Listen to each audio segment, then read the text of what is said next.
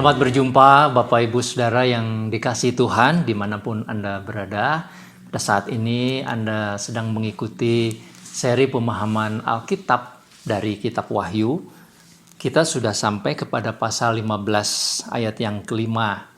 Dan hari ini kita akan lanjutkan pasal 15 ayat yang kelima sampai dengan pasal 16 ayat yang ke-21 sampai bagian yang terakhir. Nah, semoga saudara-saudara Anda sudah mengikuti pasal-pasal sebelumnya supaya kita bisa melihat rangkaian isi dari kitab Wahyu yang merupakan sebuah kitab yang harus dipahami secara utuh. Ya. Nah, saudara-saudara, hari ini kita akan membahas bagian terakhir dari penghakiman Allah, yaitu dengan yang diungkapkan sebagai 7 cawan murka Allah. Saudara-saudara, di pasal yang ke-9, kalau saudara melihat, itu ada sangkakala yang ke-6. Ya. Dan pada waktu sangkakala yang ke-7 dibuka, saudara, yaitu di pasal yang ke-11, ternyata isinya adalah 7 cawan murka Allah. Ya, saudara bisa melihat pasal 11, ya, ayat yang ke-15 sampai ayat yang ke-19. Dan pada waktu itu di ayat yang terakhir dikatakan terbukalah bait suci Allah yang di sorga. Kelihatanlah tabut perjanjiannya dalam bait suci dan terjadilah kilat dan deru guru dan gempa bumi dan hujan es dan hujan es yang lebat. Nah, saudara, kalau kemudian kita lanjut di pasal yang ke-15 ayat yang kelima, ini sambungannya jelas sekali. Ya, sang pelihat ini yang mendapatkan wahyu ini yaitu Yohanes, saudara-saudara, kemudian daripada itu aku melihat orang membuka bait suci. Jadi memang yang ditampilkan adalah apa yang dilanjutkan dari pasal 11 tadi, ya, ayat yang ke-19, terbukalah bait suci, kemudian pasal 15 ayat yang kelima, bait suci. Jadi ini lanjutannya. Dan yang dilihat di sana, orang membuka bait suci disebut sebagai kemah kesaksian di sorga. Saudara-saudara, kemah kesaksian atau kemah pertemuan, ya, di dalam bahasa lama, ini tentu kita akan mengingat kepada kejadian Musa dan umat Tuhan di kitab Keluaran. Saudara juga bisa melihat referensinya Keluaran pasal 38 ayat 21 menandakan kehadiran Allah. Hadirat Allah ada di sana. Dan pada waktu itu saudara-saudara, kita lihat ayat yang ke-6, ke-7 malaikat dengan ke-7 malapetaka itu keluar dari bait suci. Jadi malaikat 7 membawa ke-7 malapetaka. Mereka berpakaian lenan yang putih bersih berkilauan, dadanya berlilitkan ikat pinggang dari emas. Ini gambaran makhluk-makhluk suci, saudara-saudara, yang keluar dari hadirat Allah. Ya, kain lenan itu di dalam bahasa yang lain atau pengertian yang lain itu seperti batu-batu permata sebetulnya, saudara-saudara. Dan ayat 7, satu dari keempat makhluk itu memberikan kepada 7 malaikat itu 7 cawan dari emas yang penuh berisi murka Allah, yaitu Allah yang hidup sampai selama-lamanya. Dan bait suci itu dipenuhi asap kemuliaan Allah, dan karena kuasanya, dan seorang pun tidak dapat memasuki bait suci itu sebelum berakhir 7 malapetaka dari ke-7 malaikat itu. Jadi saudara-saudara, ini gambarannya agak beda, ya, dengan 7 meterai, dengan 7 sangkakala. Ada penekanan bahwa bagian ini nampaknya adalah bagian terakhir. Allah dihadirkan secara langsung di sana, bahwa 7 cawan itu keluar dari bait Allah. Allah terlibat langsung, saudara-saudara, dan menyatakan murkanya secara langsung. Nah, saudara-saudara, saya ingin sedikit mengulang kembali yang kita pelajari selama ini, saudara, bahwa 7 meterai, 7 sangkakala, dan kemudian sebenarnya juga ke-7 malapetaka, 7 cawan murka Allah ini bukanlah 21 bentuk murka Tuhan atau penghakiman Tuhan yang dirunut secara kronologis di dalam sejarah gereja. Saya sudah mengatakan demikian. Tidak begitu, saudara. Satu dengan yang lain itu adalah bentuk yang sama. Itu juga. Itu adalah penghakiman atau penghukuman Allah kepada dunia ini sejak awal dari kedatangan Tuhan Yesus yang pertama sampai pada kedatangannya yang kedua. Namun kenapa sang penulis membedakan ada meterai, ada sangkakala, ada juga yang terakhir ini cawan murka Allah. Jadi saudara-saudara, kalau kita perhatikan pada bagian meterai, Tuhan Allah mengizinkan dilakukannya penghukuman dan penghakiman. Pada bagian sangkakala seperti yang kita pelajari, sangkakala itu seperti peringatan, maka pada waktu hukuman itu dijalankan, saudara-saudara, tetapi juga Tuhan memberikan peringatan bersamaan supaya orang bertobat. Jadi itu pengertiannya. Nah, ketika cawan murka Allah ini disampaikan, ini merupakan sebuah pengertian yang komplit ya, yaitu pada waktu yang sama ketika Allah memberikan hukuman, Allah memberikan peringatan, tetapi juga sekaligus Allah menyatakan keadilannya yang final. Ya, 7 cawan murka Allah ini adalah bagian dari bentuk keadilan Allah kepada orang-orang yang sudah diperingatkan, sudah diingatkan untuk bertobat tetapi tidak mau bertobat, maka Allah akan memberikan penghukuman yang final. Maka saudara-saudara, pada bagian ini tidak ada jeda. Kalau di meterai dan sangkakala itu ada jeda. Ya, kita melihat ketika sampai meterai ke-6 ada jeda, digambarkan semacam kemenangan umat Tuhan. Sisi lain daripada situasi dunia, ada penghakiman, ada hukuman, ada malapetaka, tetapi juga ada orang-orang yang menang. Selalu begitu, saudara. Tetapi pada bagian ini tidak ada jeda. Meskipun nanti di ayat 15 kita melihat ada sesuatu yang agak berbeda memang. Nah, saudara-saudara, mari kita lihat sekarang. Cawan-cawan murka Allah ini isinya apa? Ya, mari kita lihat pasal 16. Aku mendengar suara yang nyaring dari bait Allah berkata kepada ke-7 malaikat itu, pergilah dan tumpahkanlah ke-7 cawan murka Allah itu ke atas bumi. Maka pergilah malaikat yang pertama dan ia menumpahkan cawan ke atas bumi, maka timbullah bisul yang jahat dan yang berbahaya pada semua orang yang memakai tanda dari binatang itu. Binatang yang di pasal 13, saudara ya. Tanda yang ada di dahinya dan yang menyembah patungnya. Jadi ini kelompok orang-orang yang tidak percaya yang mengikuti penyembahan kepada sang binatang, sang antikristus itu. Dan malaikat yang kedua menumpahkan cawan ke laut. Kalau tadi dikatakan ke atas bumi. Maka air menjadi darah, seperti darah orang mati, dan mati segala yang bernyawa yang hidup di dalam laut. Saudara perhatikan, 2 cawan ini saja sudah menimbulkan kengerian yang luar biasa, saudara. Penghukuman yang kualitasnya lebih besar. Ya, ini penghukuman final, penghakiman final, kualitasnya yang lebih besar. Bahkan di pasal ayat yang ketiga itu segala yang bernyawa. Kalau waktu meterai dibuka, saudara, kita membaca ada 1/4 bagian bumi. Ya, waktu sangkakala ditiup, maka ada 1/3 bagian. Tetapi pada bagian ini, saudara, segala yang bernyawa, yang hidup, berarti mau digambarkan ini adalah penghakiman Tuhan yang nampaknya yang akhir. Ya. Tuhan Allah menyatakan keadilannya yang final. Itu yang terjadi di laut. Kemudian yang ketiga, saudara, dan malaikat yang ketiga menumpahkan cawannya ke atas sungai-sungai dan mata-mata air, air-air tawar, ya, tempat sumber kehidupan manusia, dan semuanya menjadi darah.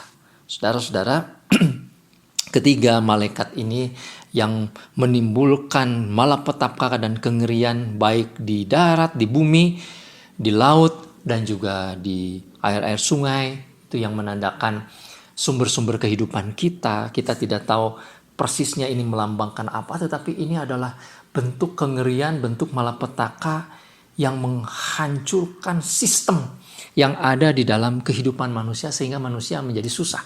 Ya, apakah secara fisik? Tentu soal kelaparan, makanan, akses kepada makanan, pada minuman, ya, kepada udara, itu juga menjadi sulit. Nanti kita lihat juga langit juga akan dihancurkan sehingga manusia menjadi sangat berat, menjadi sangat sulit pada waktu itu, saudara-saudara. Dan bagian-bagian ini mengingatkan kita juga kepada penghukuman pada zaman Musa. Ya, ketika Tuhan memberikan 10 tulah kepada bangsa Mesir. Ada kemiripan, saudara, pada waktu itu terjadi air menjadi darah, ya, kemudian juga terjadi bahaya-bahaya kelaparan dan lain sebagainya. Jadi hampir sama, saudara. Mari kita lanjut. Ayat yang kelima. Dan aku mendengar malaikat yang berkuasa atas air itu berkata, adil engkau yang ada dan yang sudah ada, engkau yang kudus yang telah menjatuhkan hukuman ini, karena mereka telah menumpahkan darah orang-orang kudus dan para nabi, engkau juga memberi mereka minum darah. Hal itu wajar bagi mereka. Dan aku mendengar Mesbah itu berkata, ya Allah Tuhan, ya Tuhan Allah yang Maha Kuasa, benar dan adil segala penghakiman-Mu. Nyanyian yang disampaikan, yang didengar, itu sudah menunjukkan, kalau kita perhatikan 3 ayat itu sangat jelas, ya, menunjukkan keadilan Allah. Bahkan katanya benar. Keadilan Allah yang dinyatakan itu merupakan pembalasan bagi orang-orang yang menumpahkan darah orang-orang kudus dan darah para nabi. Jadi saudara, pada bagian ini cawan murka Allah itu menunjukkan keadilan Allah. Allah adil, Allah tidak tinggal diam. Allah menyatakan kemuliaan dan keadilannya, memberikan hukuman kepada mereka yang tidak mau percaya kepadanya. Ayat 8, malaikat yang keempat, saudara, menumpahkan cawannya ke atas matahari. Ini di udara, saudara, ya, di angkasa. Dan kepadanya diberi kuasa untuk menghanguskan manusia dengan api. Seolah-olah menggunakan kekuatan cahaya matahari. Dan manusia dihanguskan oleh panas api yang dahsyat, dan mereka menghujat nama Allah yang berkuasa atas malapetaka itu, dan mereka tidak bertobat untuk memuliakan Dia. Saudara-saudara, sampai cawan yang keempat kita melihat, ya, baik bumi, baik laut, baik air tawar, sungai-sungai, baik juga udara, saudara, di sana semua terjadi malapetaka, terjadi kengerian yang sangat-sangat dahsyat. Nah, saudara-saudara, sekali lagi saya mau mengatakan, ini bukan urut-urutan kisah. Jadi, saudara-saudara, kita tidak membaca kitab Wahyu itu seperti kronologi sejarah, ya, manusia. Kapan 7 malapetaka ini disampaikan kepada dunia? Tentu, saudara, karena ini pengulangan dari 7 sangkakala dan 7 meterai, maka ini terjadi sekaligus. Tetapi yang penulis kitab Wahyu ini mau sampaikan adalah begini. Pada saat Tuhan menghukum, saat yang sama Tuhan memberikan peringatan untuk bertobat. Tetapi pada saat yang sama juga Tuhan mau menyatakan Tuhan adil, gitu. Kalau kamu tidak mau bertobat, Tuhan akan menghukum orang yang tidak mau bertobat. Nah, tetapi saudara, ternyata meskipun Tuhan menyatakan keadilan dengan jelas, ada saja orang-orang yang di tengah-tengah malapetaka yang demikian dahsyat, mereka tidak bertobat. Ayat yang ke-9 jelas, ya, mengatakan mereka bahkan menghujat nama Allah dengan sedemikian rupa karena mereka mengalami malapetaka. Saudara-saudara, dalam kehidupan nyata kita melihat ketika terjadi kesusahan, respons orang bukannya mencari Tuhan, bukannya mencari kebenaran, lalu kemudian memikirkan apa dosa yang mereka perbuat. Tetapi sebaliknya, saudara-saudara, justru menghujat Tuhan. Dianggapnya Tuhan tidak adil. Kenapa menghukum saya? Dan itu terjadi sepanjang zaman. Saudara, kita akan lihat ayat yang ke-10. Dan malaikat yang kelima menumpahkan cawanya ke atas tahta binatang itu, dan kerajaannya menjadi gelap. Dan mereka menggigit lidah mereka karena kesakitan, dan mereka menghujat Allah yang di sorga karena kesakitan dan karena bisul mereka, tetapi mereka tidak bertobat dari perbuatan-perbuatan mereka. Siapa ini, saudara? Yang ada di tahta binatang. Saudara, pada bagian yang kelima, cawan murka Allah ini sasarannya langsung kepada antikristus, langsung kepada kuasa kegelapan, di mana kuasa kegelapan itu bertahta. Jadi Tuhan langsung melawan kepada penguasa-penguasa jahat. Karena itu sangat tepat dikatakan pada bagian ini adalah bagian akhir, saudara. Karena ditampilkan peperangan yang langsung dari Allah kepada penguasa-penguasa jahat itu. Ya. Tetapi mereka tidak bertobat, ayat yang ke-11 ya. Dari perbuatan mereka, bahkan mereka lebih menghujat. Sama seperti pengikutnya yang tadi di ayat yang ke-9. Ayat 12, saudara-saudara. Dan malaikat yang ke-6 menumpahkan cawanya ke atas sungai yang besar, yaitu sungai Efrat, lalu keringlah airnya, supaya siaplah jalan bagi raja-raja yang datang dari sebelah timur. Dan aku melihat dari mulut naga sang iblis itu, setan itu, dan dari mulut binatang, yaitu antikristus itu yang diberikan kuasa oleh sang naga, dan dari mulut nabi palsu. Nabi palsu itu adalah pengikut antikristus atau juru bicaranya ya, atau orang yang atau kekuatan yang mengerahkan masyarakat supaya percaya kepada antikristus. Itu di pasal 13, saudara. Nah, ketiga-tiganya ini seperti ketiga kekuatan bersama-sama mengeluarkan 3 roh najis yang menyerupai katak, yang sangat-sangat menjijikkan katak-katak itu. Nah, saudara-saudara, lalu kemudian mereka disebut sebagai roh-roh setan, mengadakan perbuatan ajaib, dan mereka pergi mendapatkan raja-raja di seluruh dunia untuk berkumpul. Mereka mengumpulkan mereka guna melakukan peperangan pada hari yang besar, yaitu hari Allah yang Maha Kuasa. Jadi ditampilkan di bagian ke-6, ini cawan yang hampir yang terakhir, saudara-saudara. Ini seperti final. Tadi yang kelima, Tuhan menumpahkan cawan murka langsung di tahta si binatang. Maka rupanya ini menimbulkan reaksi ya, sehingga sang naga itu keluar bersama antikristus, bersama juga binatang darat itu ya, nabi palsu itu. Lalu mereka mengeluarkan roh-roh yang najis, itulah roh-roh setan. Hujatan-hujatan, penyesatan-penyesatan, dan mereka membawa seluruh raja di dunia. Lalu mereka pergi ke daerah sungai Efrat. Saudara-saudara, ini apa? Apakah ini merupakan tanda akhir zaman, peperangan terakhir secara fisik? Saudara-saudara, saya mau mengingatkan kita bahwa kitab Wahyu dari sejak awal itu penuh dengan kiasan, penuh dengan gambaran-gambaran, simbol-simbol, sehingga pada bagian ini saudara jangan kita artikan seperti sebuah peperangan fisik pada bagian akhir nanti. Karena pada bagian ini sangat jelas saudara, peperangannya nampaknya peperangan rohani. Ya, Tuhan Allah langsung berhadapan dengan kuasa kegelapan pada saat yang terakhir. Nah, saudara, kemudian kenapa di situ digambarkan sungai Efrat? Sungai Efrat dekat sebelah timurnya Israel, saudara. Pada waktu itu ada banyak kerajaan-kerajaan besar mewakili kerajaan-kerajaan dunia. Jadi pada bagian ini mau ditunjukkan saudara-saudara bahwa Tuhan melawan puncak dari kegelapan. Ya, boleh dikatakan demikian. Saya pribadi meyakini saudara, meskipun ini adalah kejadian berulang, tetapi nampaknya meskipun berulang, tetapi akan ada masanya pada satu waktu memang kenajisan, kuasa-kuasa kegelapan itu mencapai puncaknya, dan sang naga itu hadir, saudara, menguasai dunia ini. Nah, apakah saudara ini adalah kekuatan politik yang kemudian ditipu? Bisa saja.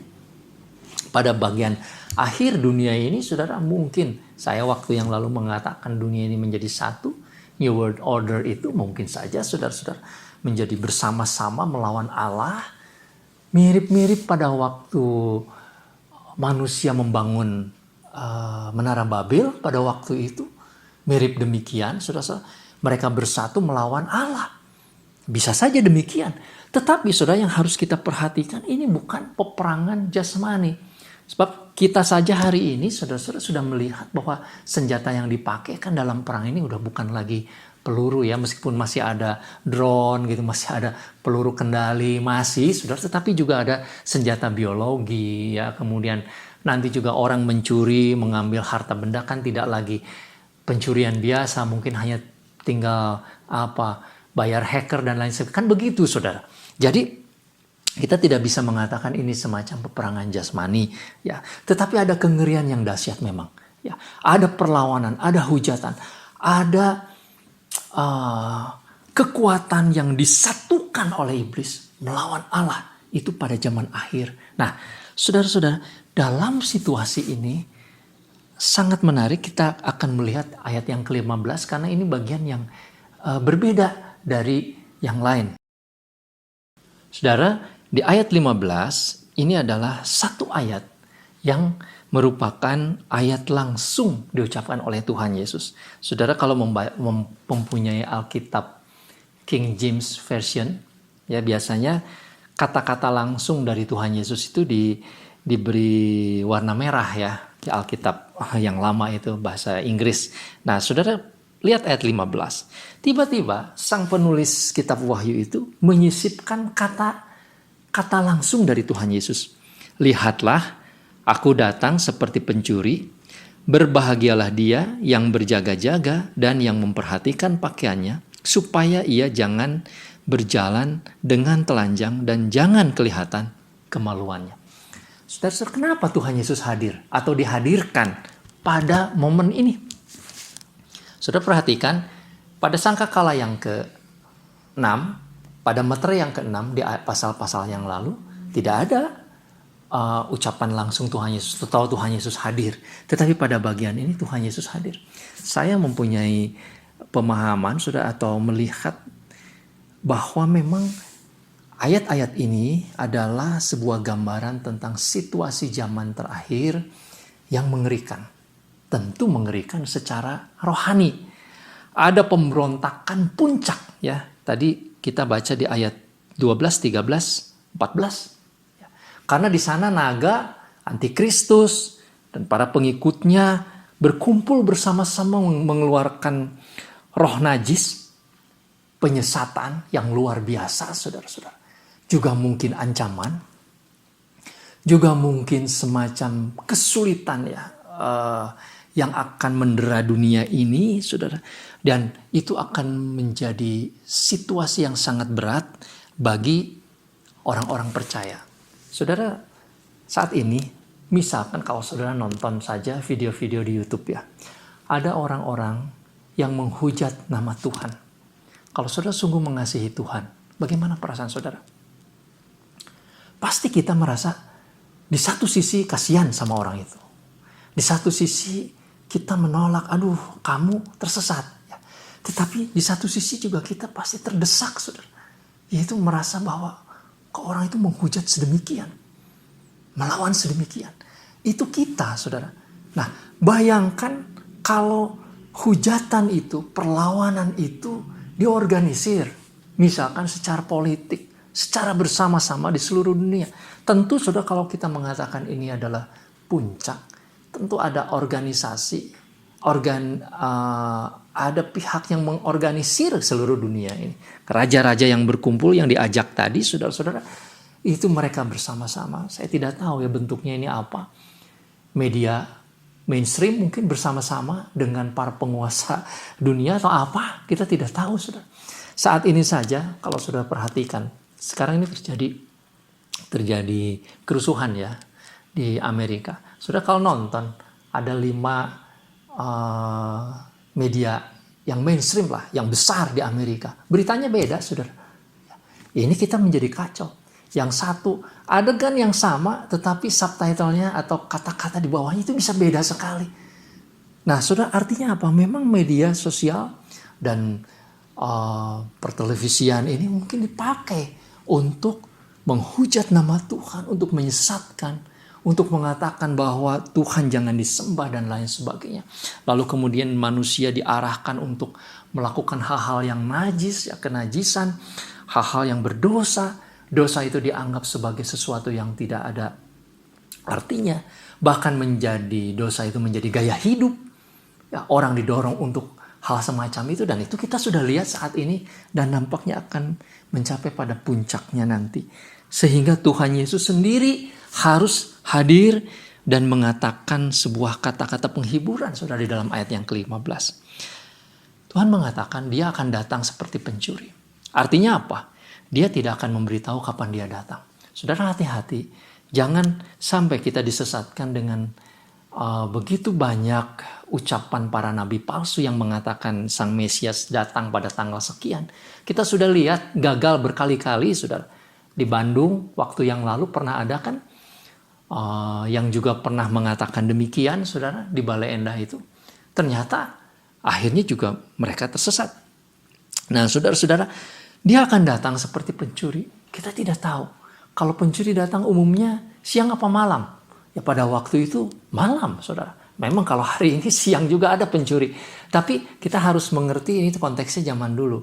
Umumnya malam. Artinya ketika orang lagi tidur, ya, ketika mungkin lagi tenang, ketika dunia ini sedang gelap, digelapkan oleh segala macam ajaran sesat. Pada waktu itu Tuhan datang. Tetapi kita harus berbahagia karena kita berjaga-jaga. Saudara, Tuhan Yesus mengatakan, Dia yang berjaga-jaga dan yang memperhatikan pakaiannya. Tentu ini melambangkan kehidupannya. Kehidupan yang saleh, berjalan tidak telanjang, saudara, tidak memalukan, bukan orang-orang yang hidup di dalam keadaan yang tidak waras, ya, yang telanjang kan yang tidak waras, tetapi yang punya kesadaran yang sungguh-sungguh, saudara. Jadi orang-orang yang sungguh-sungguh memperhatikan jalan hidupnya, yang mengikuti jalan Tuhan. Saudara bisa baca Mazmur 1 misalkan, itu permulaan dari kitab Mazmur, sudah ditunjukkan jalan yang benar dan jalan orang fasik, saudara. Nah, jadi mereka yang berjaga-jaga di dalam hidupnya, di tengah-tengah segala macam kenajisan dunia, sampai pada puncaknya. Saudara-saudara, tentu orang-orang yang menjaga pakaiannya ini, yang berjaga-jaga ini adalah minoritas. Pasti, saudara, hanya sekelompok kecil orang yang sungguh-sungguh percaya kepada Tuhan. Sementara dunia yang jahat ini berjalan di jalan yang lain. Ya, jalan yang sempit dan jalan yang lebar. Injil sudah mengatakan demikian. Dan ini akan menjadi sangat jelas kontrasnya. Nah, pada waktu itu, saudara-saudara, ini adalah peperangan yang dahsyat. Saudara, saya pernah mendengar memang ada tafsiran-tafsiran tentang peperangan jasmani, ya, apalagi dikaitkan di ayat yang ke-16, yaitu ini peperangannya terjadi di Harmagedon. Bahasa Ibrani katanya disebut Harmagedon. Nah, saudara-saudara, karena ada kata Harmagedon, maka orang mengingat kepada lembah Megido. Itu tempat peperangan zaman dulu. Saudara baca di kitab Hakim-Hakim misalnya. Barak pernah perang di situ, Gideon, ya, kemudian juga bangsa Israel berkali-kali zaman Yosia misalkan perang di sana. Dan pada waktu dulu, saudara, kalau perang kan dua pihak yang berperang itu datang ke sebuah tempat pertempuran mirip arena gitu, dan lembah Megido itu tempat peperangan. Nah, karena kata Megido ini atau Harmagedon ini, sudah, meskipun sebetulnya tidak pasti, ya, tidak pasti apakah Harmagedon ini merujuk kepada lembah Megido, tapi banyak orang menafsirkan karena disebutkan lokasinya, maka ditafsirkan ini adalah peperangan akhir zaman. Semacam perang dunia ketiga di lembah itu antara pihak umat Tuhan yang diwakili oleh bangsa Israel dengan seluruh dunia. Lalu kemudian orang jadi belajar tentang geopolitik. Ya, ini peta politik dunia ini gimana gitu kan, ya. Wah, sekarang bagaimana? Saudara, tafsiran kayak begini dari dulu sudah terjadi. Saudara bacalah. Saya waktu yang lalu mengutip ketika Uni Soviet dengan partai komunis yang menguasai sepertiga bahkan 40% dunia. Harmagedon itu dianggap terjadi waktu itu. Saudara, itu tahun-tahun 70-an. Ya, saya ingat ada buku yang dikeluarkan oleh seorang yang namanya Hole Lindsey. Nah, saudara baca buku itu. Planet Earth kalau nggak salah ya. Judul Planet Bumi kalau nggak salah. Ya, diterjemahkan dalam bahasa Indonesia. Harmagedon itu terjadi tahun itu, saudara. Karena geopolitik pada waktu itu seolah-olah mengarahkan ke sana. Nah, sekarang ada peperangan dagang Cina dengan Amerika misalnya. Lalu saya mendengar di 2020 tafsirannya begitu, saudara. Padahal kalau kita perhatikan, saudara, yang berperang itu adalah raja-raja seluruh dunia yang mengikut suara sang naga, mengikuti antikristus, mengikuti iblis dengan penyesat binatang yang keluar dari bumi itu, saudara, melawan Allah. Bukan peperangan siapa lawan siapa, geopolitik. Umat Tuhan, bangsa Israel yang dianggap sebagai mewakili umat Tuhan, tidak, saudara. Israel rohani adalah gereja Tuhan. Jadi ini adalah peperangan rohani yang sangat besar, yang sangat dahsyat. Dan saudara perhatikan, tidak ada peperangan di ayat yang ke-17. Coba perhatikan, saudara. Kalau ada peperangan tentu digambarkan di sana. Tetapi ayat 17 tidak disebutkan. Cawan yang ketujuh di ayat 17, saudara, itu ditumpahkan oleh malaikat ke angkasa. Dan dari bait Allah kedengaranlah suara nyaring dari tahta itu, katanya apa? Sudah terlaksana. Finish. Sudah selesai. Jadi tidak akan ada lagi cawan, tidak ada lagi penghakiman. Dan pada waktu itu ayat 18, saudara-saudara, maka memancarlah kilat. Jadi ini kemenangan keluar dari pihak Allah. Ya. Kilat, deru guru, bunyi, itu menunjukkan hadirat Allah yang mulia, saudara, yang menumpahkan murkanya ke atas bumi. Terjadilah gempa yang dahsyat yang belum pernah terjadi sejak manusia yang ada di atas bumi. Begitu dahsyatnya gempa bumi itu terjadi. Terbelahlah kota besar menjadi 3 bagian dan runtuhlah kota-kota bangsa-bangsa yang tidak mengenal Allah. Kan tadi yang melawan Allah adalah kota-kota, ya, raja-raja dunia. Semua dunia ini melawan Allah, maka itu dihancurkan. Nah, sudah di dalam ayat yang ke-19 ada kata Babel. Maka teringatlah Babel besar. Babel besar itu mewakili dunia ini. Sifat-sifat dunia ini, saudara-saudara. Babel besar itu mewakili kota yang di dalamnya itu ada kenajisan. Saudara, coba baca ayat 19. Maka teringatlah Allah akan Babel yang besar itu untuk memberikan kepadanya cawan yang penuh dengan anggur kegeraman murkanya. Dan semua pulau hilang lenyap dan tidak ditemukan lagi gunung-gunung. Dan hujan es besar seberat 100 pon jatuh dari langit menimpa manusia. Dan manusia menghujat Allah karena malapetaka hujan es itu. Sebab malapetaka itu sangat dahsyat. Lenyap semua, saudara, pulau-pulau dan lain sebagainya. Jadi pada bagian ini tidak ada peperangan. Yang ada adalah Tuhan menghukum langsung. Ya, menghukum langsung tahta binatang itu, sang naga itu, karena memang ini adalah peperangan rohani. Jadi, saudara, yang mau digambarkan oleh Yohanes, penulis kitab Wahyu pada bagian ini adalah peperangan akhir. Peperangan rohani terakhir ketika dunia, meskipun tadi saya sudah menyampaikan, bisa saja, saudara, bentuk-bentuk penghujatan ini diorganisir, ya, menjadi sebuah kekuatan militer, kekuatan duniawi, pemerintahan dunia, bisa saja. Dan manusia bersama-sama menghujat Allah secara bersama-sama, itu bisa saja. Demikian, saudara. Tetapi yang mau ditampilkan di bagian ini adalah di balik manusia fisik yang melawan Allah itu adalah sang naga iblis. Dan peperangan terakhir itu terjadi di dalam dunia roh. Ketika iblis dihancurkan dan Tuhan mengatakan sudah terlaksana, selesai. Ya. Dan yang terjadi di bumi itu adalah malapetaka yang sangat dahsyat sehingga pulau-pulau lenyap semuanya. Hilang semuanya, saudara-saudara. Dan itulah akhir dari dunia ini. Nah, saudara-saudara yang dikasih Tuhan, nanti di pasal 17, pasal 18, dan pasal 19 sampai ayat yang ke-10, lalu diceritakanlah tentang Babel itu. Nah, Tentu ini bukan sesi baru kalau kronologis ya. Tetapi pada pasal 17 ini adalah rincian tentang penghakiman yang tadi. Saudara, karena di dalam ayat yang ke-9 pasal 16, Tuhan teringat kepada Babel. Lalu diceritakanlah secara rinci bagaimana penghakiman cawan yang ke-7 itu terjadi kepada Babel itu, saudara. Itu yang akan kita bahas di pasal 17 dan pasal 18 dan pasal 19 sampai dengan ayat yang ke-10. Jadi pasal 17, 18, 19 sampai ayat 10 itu bukan sebuah sesi baru ya, babak baru. Tetapi ini hanya merupakan penjelasan lebih rinci dari apa yang dilakukan oleh Tuhan di pasal 16, di cawan yang ke-7 tadi. Nah, saudara-saudara, apa yang kita pelajari pada bagian ini? Saya mau menyatakan saudara-saudara bahwa kitab Wahyu itu kitab apokaliptik. Ini kitab nubuatan.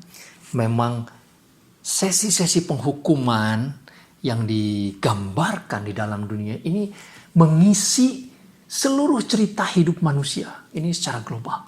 Nah, tetapi saudara, yang harus diingat, ada malapetaka fisik di bumi, tetapi di balik itu sebetulnya itu ada peperangan rohani.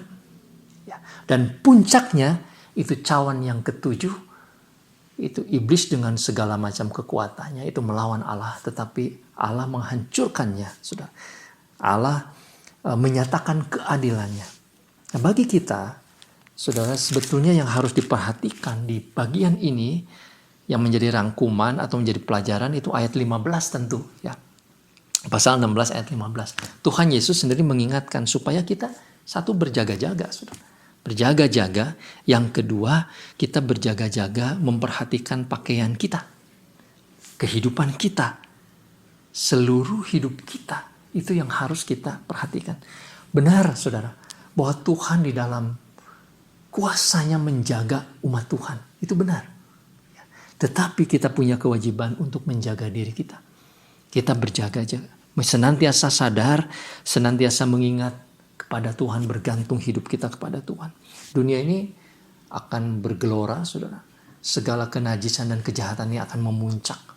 Ya. Dan saat ini kan dunia ini seperti flat ya, seperti datar saja. Dalam pengertian simbolik, kita bisa melihat segala macam yang terjadi di dalam dunia ini, saudara. Di luar angkasa kita bisa lihat lewat satelit. Di bawah bumi itu juga kita bisa lihat lewat drone kan. Lewat robot-robot yang masuk ke dalam laut, dasar laut. Saudara, dunia ini flat. Kita hanya bisa lihat di layar kaca dan saat ini pada HP kita, saudara.